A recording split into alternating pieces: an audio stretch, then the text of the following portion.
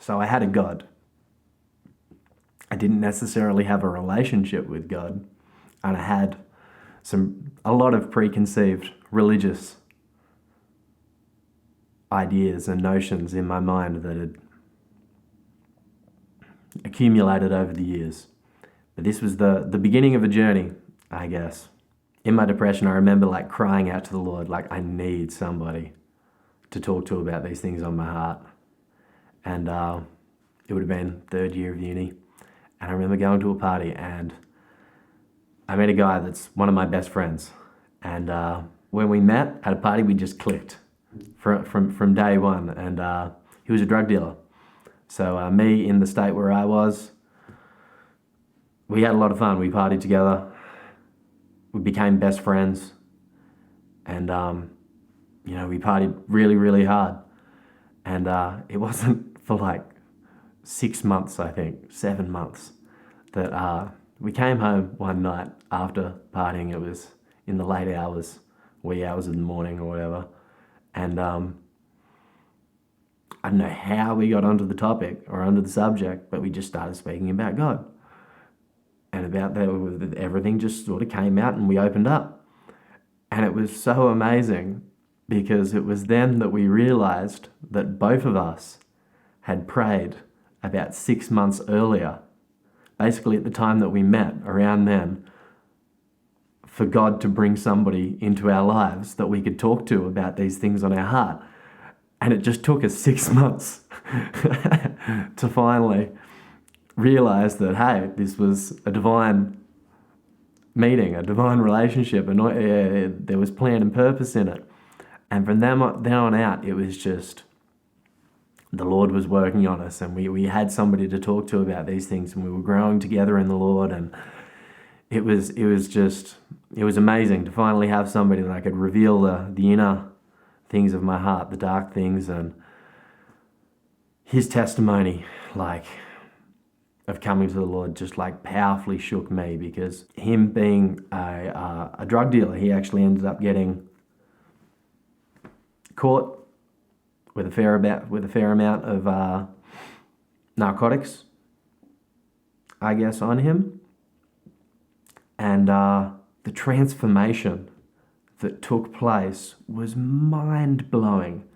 And he was basically sort of living with me because he was struggling for funds and everything, and I was trying to help him out. So I was just seeing everything firsthand, what was happening and how just radically transformed he was in such a short period of time. And he had a similar upbringing to me, amazing, loving Christian parents as well. And he just got radically, from when he got caught,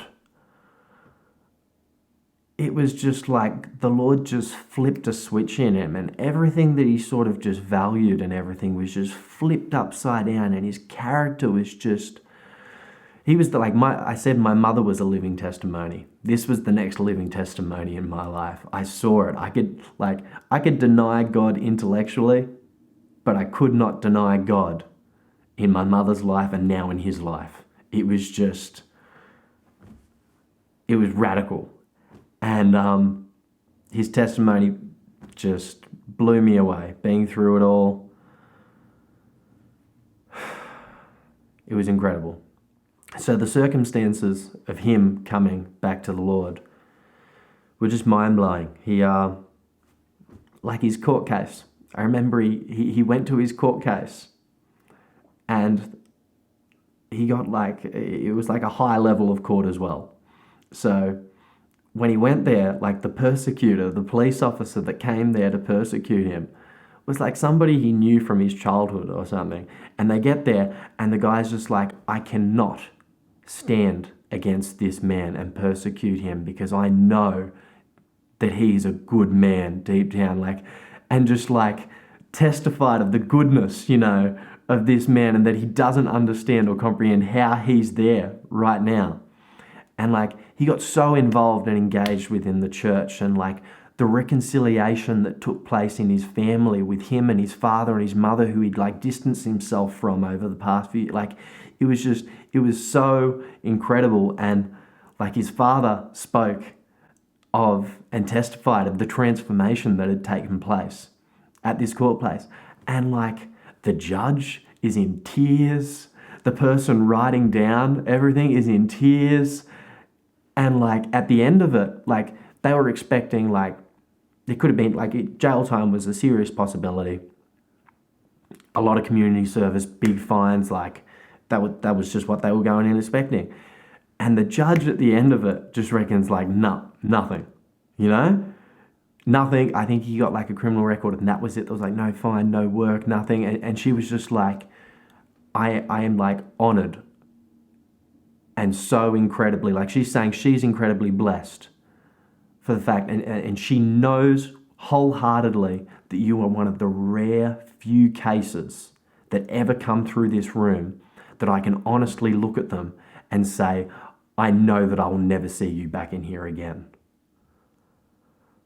And it was, oh, I was through, like, I was with him through it all. And like the joy and the adulation and everything that came out of it all was just, it was amazing.